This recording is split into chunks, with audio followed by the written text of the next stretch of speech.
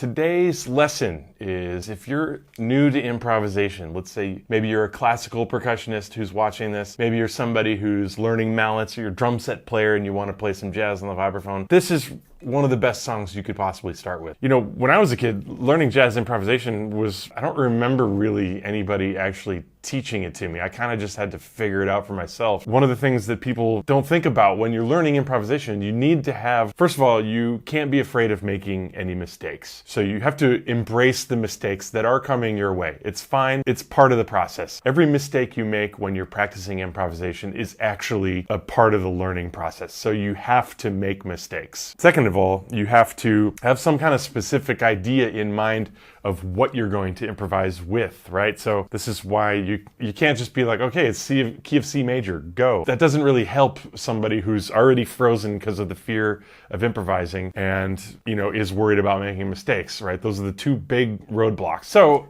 in this video, I've put together real simple, easy to understand methods for how to go about playing Cantaloupe Island. Grab your instrument. If you play vibraphone, fantastic. If you play another instrument, also fantastic. Grab your instrument and let's learn how to play the song Cantaloupe Island together. Of course, I totally forgot to mention that if you enjoy this type of lesson, please feel free to go to my website and check out the other courses that I have on offer. And yeah, hope you enjoy it. Have fun playing.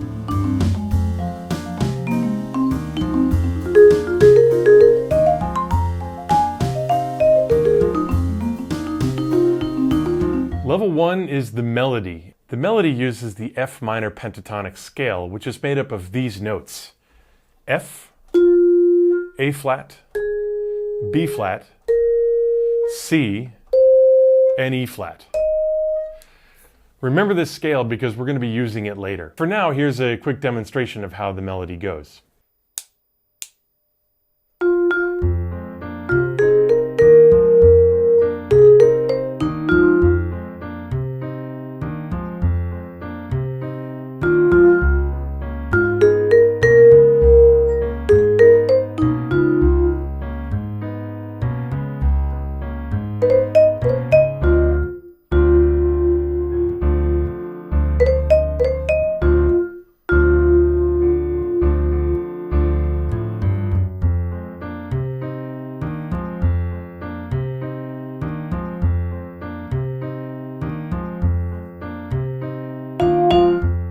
This song only uses 3 different chords. For this section, I will play them with 4 mallets, but you can arpeggiate them with 2 if you like.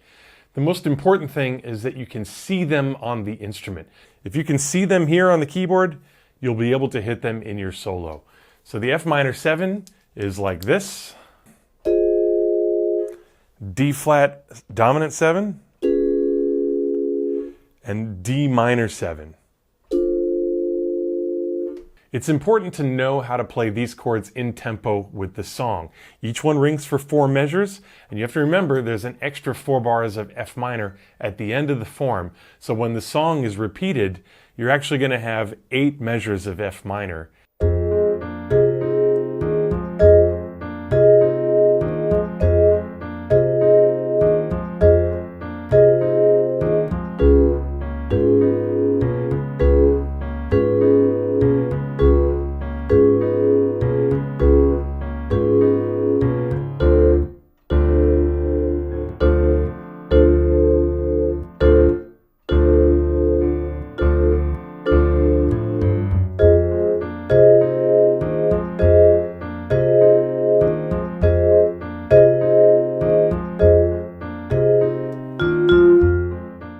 We're going to learn to improvise over this tune first with a pentatonic approach. A pentatonic scale is simply a 5-note scale, and because it has 5 notes, it means it's less likely to clash with any of the other chords. It's also visually easier to remember on the instrument, and that's why I think it's a great starting point. For bars 1 through 4, the chord is F minor 7, so I'm going to play the F minor pentatonic scale, once up and once down, like this.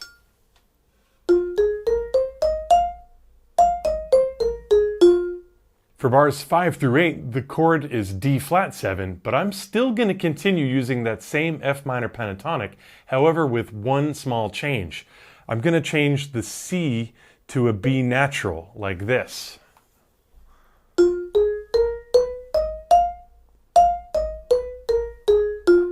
I call this the F minor pentatonic flat 5. And why am I doing this? Well, because visually it's easier to remember. And from a music theory standpoint, this is why it works. Over a D flat 7 chord, F is now the 3rd, A flat is the 5th, B flat is the 6th, and B natural is the 7. Actually, it should be called C flat, but I digress. And then the E flat is the 9th. It's important to understand the theory for sure, but the most important thing again is to just be able to see your note choices on the keyboard. Now, let's move on to bars 9 through 12. Here the chord is a D minor 7, so I'm going to play D minor pentatonic.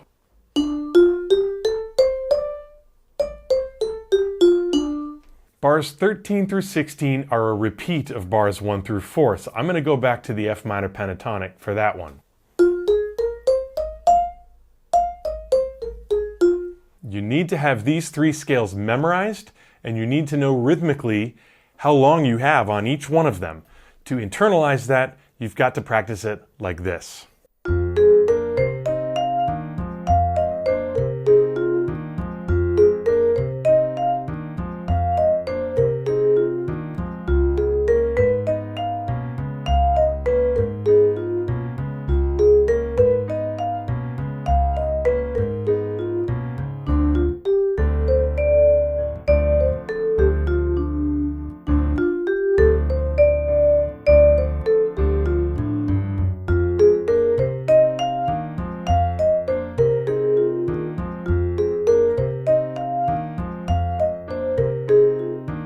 So now we need to develop some techniques you can use to spice up those pentatonic scales. I'd like to tell you about 4 basic mallet movements that you should be able to use freely on these scales and really on any scale. The first one is simply left to right up the instrument, starting anywhere.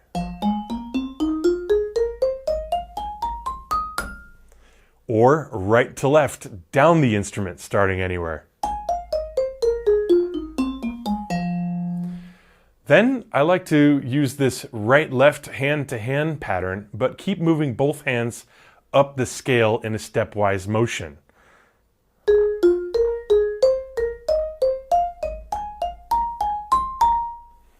And then we can do the opposite, which is a left-right pattern starting high and moving lower down the scale.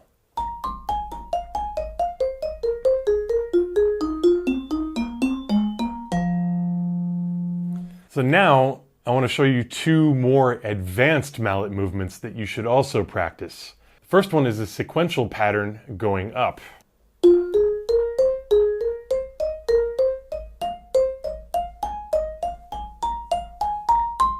Then of course the sequential pattern going down.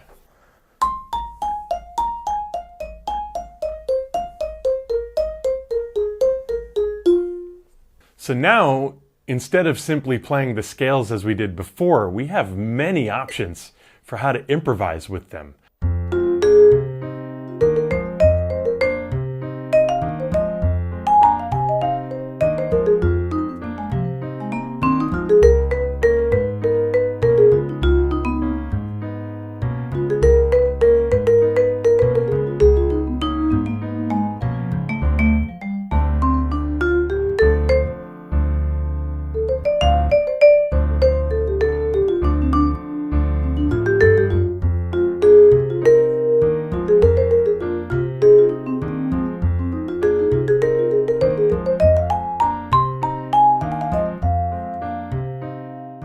So now that we've had a solid foundation with pentatonic scales, let's go back and apply the same mallet movement idea to the chord arpeggios. A good warm-up for this, of course, is to practice the arpeggios up and down the instrument like this.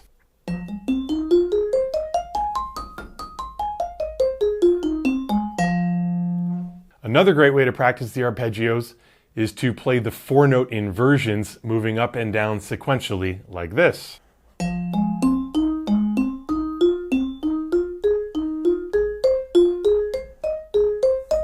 Or coming down.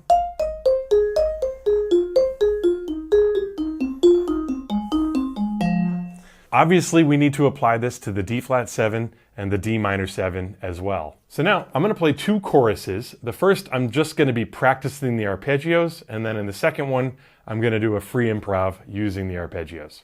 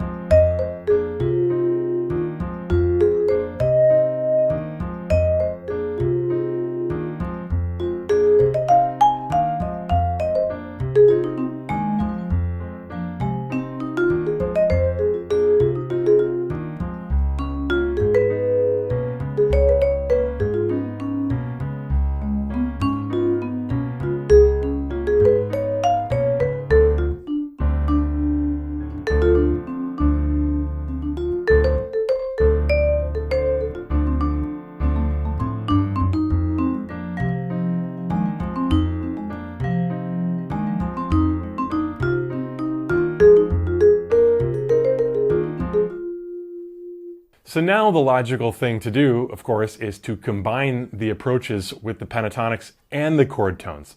And really, there are already infinite possibilities within this framework, especially when we use those different mallet movement techniques. We can do an arpeggio up connecting to a pentatonic up. We can do a pentatonic down connecting to an arpeggio that's mixed.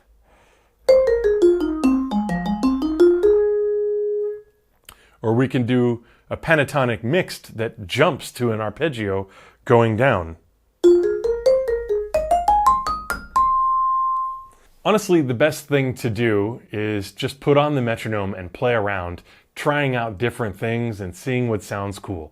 Always play these things in time and try to keep a groove. Spend a long time on each chord before going to the next one. 1, 2, 3, 4.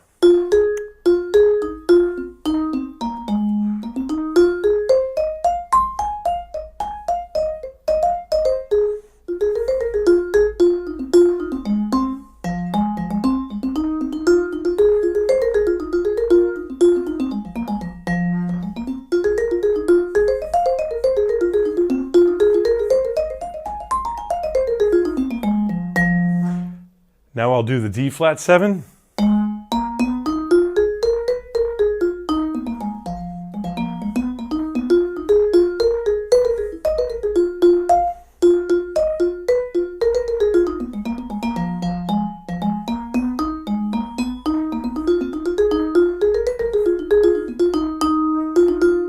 Now I'll do the D minor 7.